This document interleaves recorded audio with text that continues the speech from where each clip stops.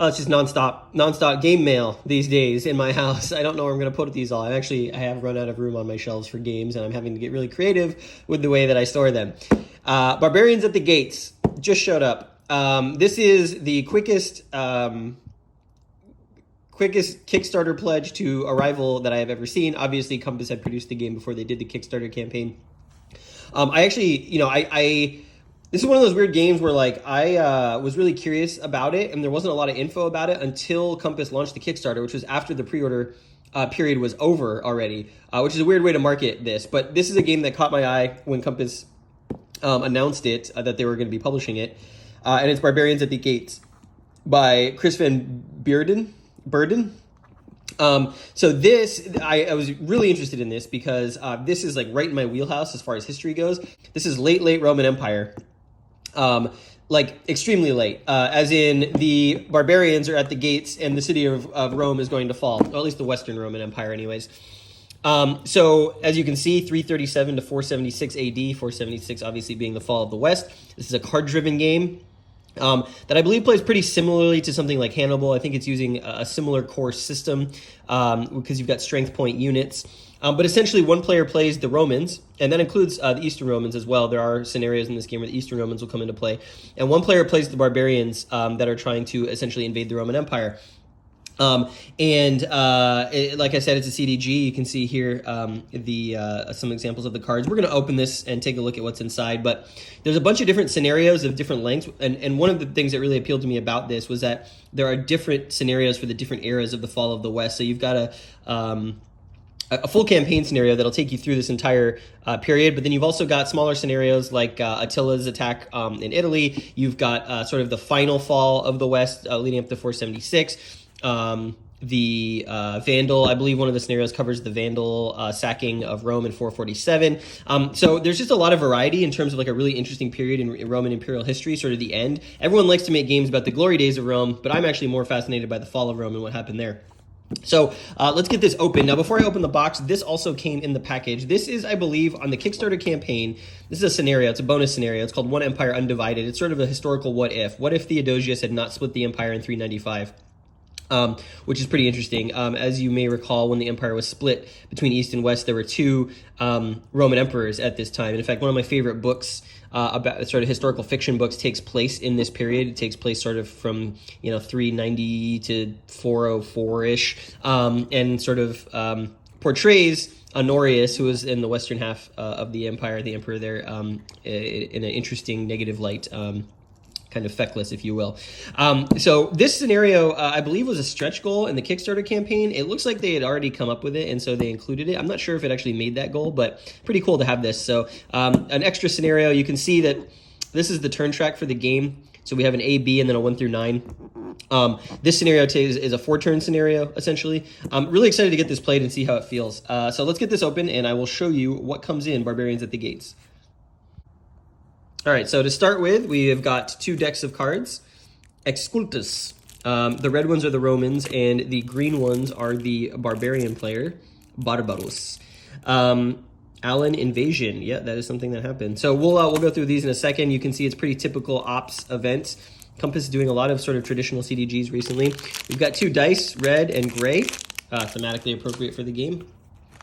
We've got a playbook. This is a pretty hefty playbook, actually. Let's take a look and see what's in here.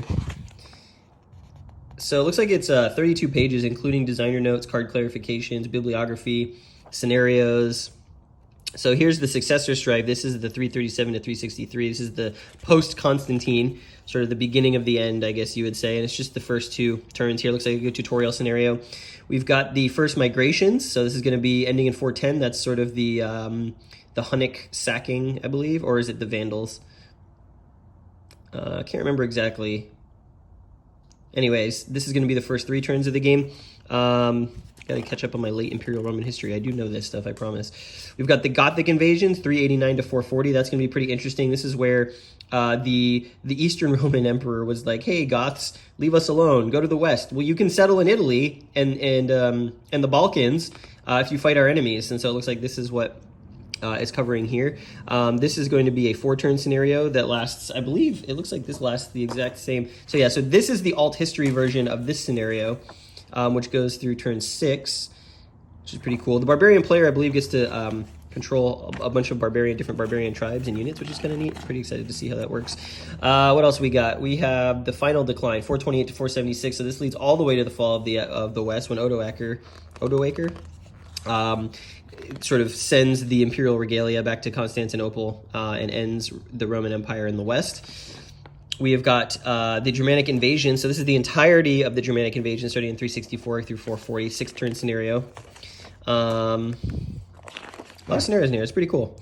We've got the barbarian invasions. This would be, I guess, the campaign game. So this would be all the way to the fall. So lots of nice scenario choice in here. And then there's the full campaign. This is called Barbarians at the Gates, obviously. So this would be if you want to play through the entire sort of 150-year fall of the West. So there's an extended example of play. What else we got in here? Yeah, it looks like more of that. Pretty good example of play. I like the layout. I like the it's full color. It's glossy paper. So some people don't like that. Gazetteer, if you're not sure where some of these places are. It's also got their modern name, which is pretty nice. So like Narbo is Narbonne. It's nice. It's pretty nice. And then it's card clarifications and a reading bibliography. Here's a sample of the map. Looks pretty nice. We'll get to that. So that's the playbook. And we got the rules. Let's see. This is also a pretty substantial booklet. Again, full color. War game production, I think, has come a long way, even since I've started playing. Let's see if I can get the first page open, see where we're at. There's no table of contents. No table of contents, as far as I can tell. So here's a look at some of the units. We'll get to the counters. Let's go to the very end and see what we've got. Here's a setup, how to win.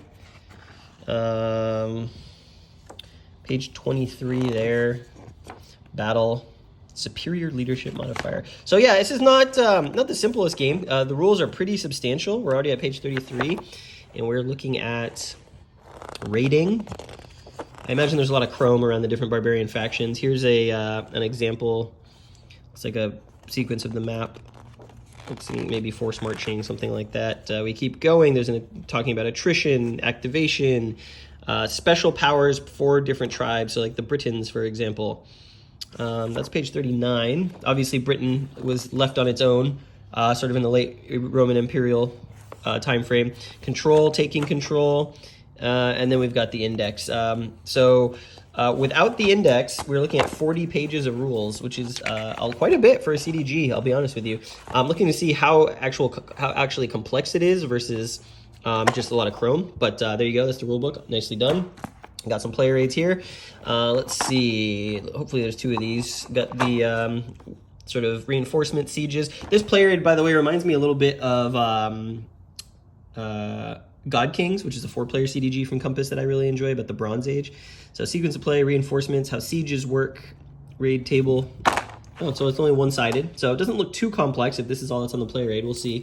Here's what you can do with the strategy card. So this is like, hey, I would like to use the card to do these things. You can activate a leader, reinforcement, migration. Looks like that's pretty cool. There's a mechanic for the barbarians to migrate their troops and peoples. Usurpation. Successful usurpation. Roman player only. Sounds about right. Action rules about how you play cards. Also one-sided. Okay, so there's 3 different player aids, and there's a copy of each. Seems like it seems interesting. It seems like this could have been its own, and then this could have been on the back of the other one and have 2 of those if they're going to be 3 sheets. But this is reminders about battle, usurpation, the rules there, and victory. So 3 player aids, a single copy of each. Shouldn't be too bad once you learn the game. Here are the counters. They're pretty nice. They actually have kind of a gloss to them, you can see here. But we've got Romans. Some markers for cities. These look like the blue ones. Interesting. I wonder if those are the Byzantines, the Eastern Romans. Those are pretty nice. They're all individually punchable. We've got the various tribes. We've got the Alemanni, the Angles, the Alans, the Britons, the Saxons, lots of different, the Gepids, the Huns. Everyone knows the Huns. Bureaucratic revolution. Barbarian baptization. That's pretty cool. So there's going to be, that's awesome. There's going to be rules, it looks like, about Christianizing barbarians, which is something that did happen. Massacre, Roman discipline falters, monastic lifestyle. This looks really neat. The gray is going to be the barbarian strength points, obviously, and there's they come in different denominations. And then here it looks like a whole sheet of control markers. Roman, barbarian. Interesting that they went with the Germanic axe here. And then there's one more sheet with a bunch of blank counters. We've got the turns, the victory point markers, successful usurpations, more barbarian tribe markers. These look like leaders. Yeah, there's Honorius right there. He's got a 0. I'm not sure what that rating is for, but that makes total sense. Heraclius. Not the Heraclius from the 6th century and 7th century. Stilicho. Okay, yeah, for this value here in the upper right must be their sort of command skill, because Stilicho is sort of, everyone calls him the last great Roman general of the West. Who else do we got here? Constantinus. There's Odoacer right here. He's the guy who ends up ending Western Rome. So yeah, looks pretty good. Counter's really nice. I'm gonna get, this is the map. I'm gonna get that out, spread it out, and then I'll show you that, and then we'll wrap it up. Before the map, we got to look at the cards. So let's take a look at the cards. Really interesting style on these. This is, again, another area of the game where looking online, hello, there's a cat here who wants to play the game as well. Looking online, I was like not a fan of the art on the cards. It was really muddy, but in person, I really like the look of these. So all the Roman cards are red. It's a very interesting artistic choice. I could definitely see people not being a fan of sort of excuse me, of not being a fan of having sort of a single color cover the art. But the art itself has like a really interesting texture to it. It's almost like you're looking at like faded wall paintings, you know? So you can see we've got ops points here. We've got the events, potentially removing from play. You know, let's see, avenging Adrianopolis. Obviously this is where, I forget which Roman emperor lost his life there. Was it? No, it wasn't Julian the Apostate. It was someone else. Anyways, so we got some famous late Roman stuff. Barbarian auxiliaries. Obviously, that was a big part of the Roman military identity in the late empire. Barbarian baptization. Yep. Here we go. That's cool. And like I said, the art is really neat. Some of it is a little hard to make out. Obviously, barbarian booty. This is a lot of gold coins, but like at first glance, you wouldn't even know what you're looking at there. Barbatio. Border Patrol. See, this one they left the color in, which is interesting. I actually really like the stylization on this. Again, I was not a fan of what I saw online for how they did this, but I actually think it looks pretty cool. It's a bold choice for a game, I will say that. But I think it actually works. Comitatenses, those are the border troops that protected the borders of the empire. Flavius Claudius Constantinus as leader. So there's a bunch of stuff in here. Oh, there's Julius Nepos. He was the next to last. Well, he was the next to last Roman emperor. He was deposed. He fled to Greece. He wanted to try, after Odoacer took the Roman, disbanded the Western Roman Empire, Julius Nepos wrote to the Eastern Roman emperor and was like, I am actually the next in line for the throne. Please reinstate me in the West. And the Eastern Romans were like, we're just going to ignore that. New number, who dis? And then I believe he was murdered in the 480s. But he was sort of the last like real Roman emperor, because if you don't count Romulus Augustulus, last of the Romans. So these are the Roman cards. As you can see, nothing too surprising here for a CDG, but other than maybe the style. I'll show you quickly the barbarian cards, and then we'll go to the map. Again, very similar here, a green sort of palette for this. The Alan invasion, the Alemanni. More Alemanni, ambush. This looks like a card you can play out of phase. Yep. The Angles coming to Britain. That's how we get Anglo-Saxon, right? The Bagaudai, not familiar with them. Yeah, there's almost like a dreamlike quality to this art that I really enjoy. It's really cool. The artist did a good job here, despite making some unconventional choices. Barbarian incursion. Those look like they kind of look like Vikings. A lot of stuff about barbarians. There's the Burgundians. Looks like a depopulation. Looks like a lot of sort of grim end of the world type stuff. The Franks are going to be in there. What else we got? General in Disgrace. A lot of that. Genseric, the Vandals. That's cool. So yeah, Gepid invasion. Gothic persistence. The Huns. Yeah, so there's a lot of cool like thematic stuff. Major campaigns, minor campaigns. Roman discipline, Roman lethargy. Very, very interesting. So those are the cards. Let's take a look at the map, and then we'll wrap it up. So here we are. Here is the full map, and I have to say it looks a lot better in person than it did online. It's got a really nice texture to it. I really like the details. It's a point-to-point map. You know, maybe the type here, the sort of red on brown, maybe was not the best choice, but you can see sort of all of the different provinces. Illyricum, you can see the Eastern Roman Empire. Looks like they have a holding box over here. This obviously being Greece. And then the charts and tables are also on the map, which is pretty nice, along with a spot for the decks. And each player will have one facing them. I love it when maps do that. Displaced leaders, some reminders on the combat table. So it's going to be strength points versus die roll.